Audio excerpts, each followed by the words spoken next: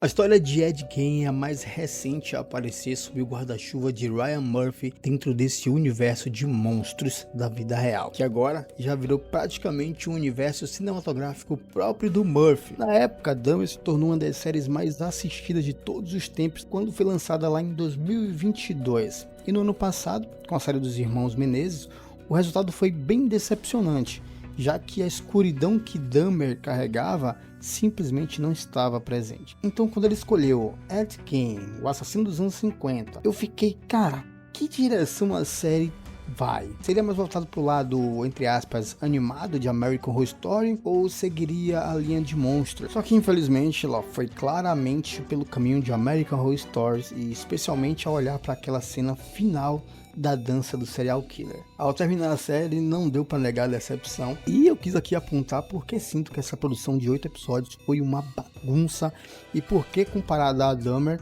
simplesmente não funcionou da mesma forma. E aqui está o motivo de Monster, a história de Ed Gein, ser um desastre. Vamos lá.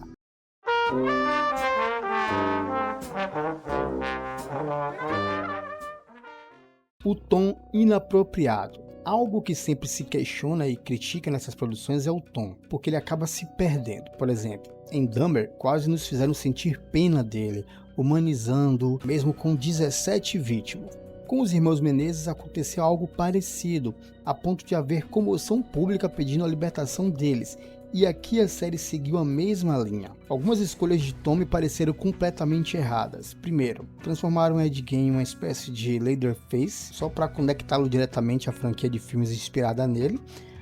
Colocaram ele matando 2 homens com uma serra elétrica na floresta, sendo que não há confirmação de que ele realmente os tenha assassinado, apenas para aumentar a contagem de mortes na série. Depois fizeram ele dançar com a serra elétrica de alegria, e isso soou bem exagerado, caricato e simplesmente errado. Sempre penso que ao criar séries sobre assassinos reais é fundamental manter no centro a ideia de que eram pessoas de verdade para manter o respeito e o peso da realidade.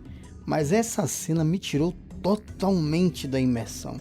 Era como se eu estivesse vendo um filme de O Massacre da Serra Elétrica e não uma dramatização de fatos reais. Tudo bem mencionar que os filmes foram inspirados nele, mas transformá-lo diretamente no personagem foi exagero demais. Outro problema foi a tentativa de nos fazer sentir pena dele no último episódio, mostrando como ele era um homem gentil e obediente no hospital, sob medicação para esquizofrenia, basicamente colocando toda a culpa no transtorno. Sim, há relatos que dizem que ele era quieto e seguia a ordem no hospital, mas também dizem que ele continuava perturbado e com comportamentos estranhos. Isso se perdeu e no final ele parecia apenas um senhor frágil e arrependido. Só que a gente está falando de um homem doente que esquartejou 2 mulheres, fez móveis com seus corpos e também usava cadáveres desenterrados. Esse não é alguém que a gente deve humanizar ou ter pena. Pior, cara, pior de tudo foi a cena final do Vingadores do Serial Killer, com Manson, Kemper, Spec Bud e Brutus dançando em volta de Ed Gein indo pro além. Aquilo ali foi bizarro, de muito mau gosto. A festa de dança no final foi simplesmente confusa. A série não sabia se queria ser realista, como Dahmer, ou surreal e esquisita. Eu entendo que era uma representação visual da mente dele, mas não era necessário. Dahmer foi a produção mais próxima de retratar um monstro real, e Ed Gein tinha o mesmo potencial, mergulhar na escuridão de sua mente, mas no fim parecia só um recurso artificial. A perda de rumo. O primeiro episódio mostrou bem o caminho que a série deveria seguir, sombrio, direto, sem alucinações exageradas. Parecia que entenderíamos a mente e a origem desse indivíduo doente, mas com o tempo isso se perdeu. As impressões históricas. Com um personagem real, é essencial ser preciso. Ele matou pessoas reais, sua história já era grotesca o bastante, mas a série encheu de invenções. A relação com Adeline, os assassinatos da babá Evelyn, os 2 homens na floresta, sua suposta ajuda para identificar Bundy, até as cartas que teria recebido de Richard Speck, nada disso foi confirmado. Até a morte do irmão dele foi apenas especulação, nunca foi provada. Acredita-se que foi ele que matou, mas ninguém tem provas, nunca foi confirmado. E ainda assim, a série tratou como fato, só para inflar o número de mortes. Cara, ele já era um monstro, nem precisava de invenções assim.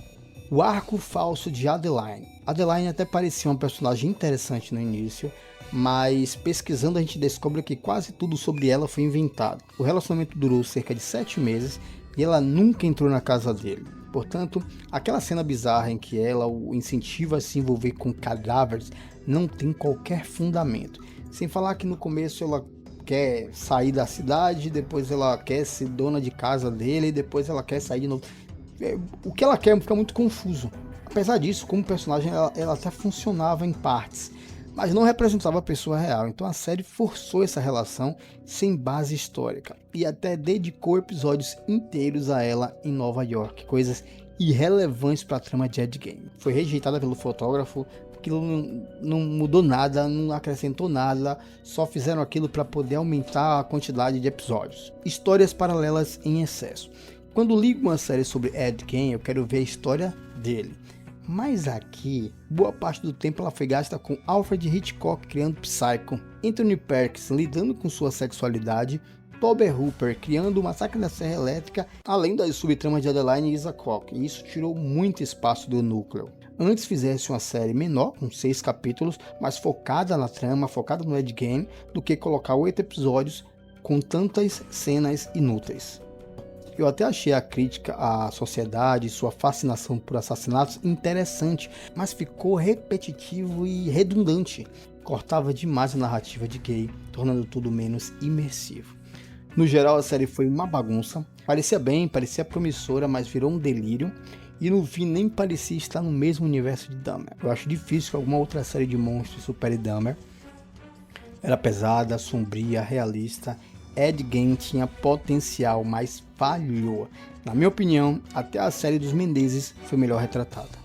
E é por isso que Ed Gein fica em último lugar. A série poderia ter se limitado a contar a história real, que já é grotesca por si só, mas preferiu expandir para criar um universo dos monstros, misturando fatos, ficção e muito exagero. Isso gera um produto que oscila entre fascinante e repulsivo. É Ryan Murphy no seu melhor e no seu pior ao mesmo tempo. Com certeza vai ser mais uma temporada controversa, principalmente pelo final caricato. A próxima será sobre Lizzie Borden, então essa franquia claramente não vai parar. O que é que você achou da série? Obrigado por assistir aqui e valeu. Não se esquece de curtir, se inscrever e comentar. Forte abraço.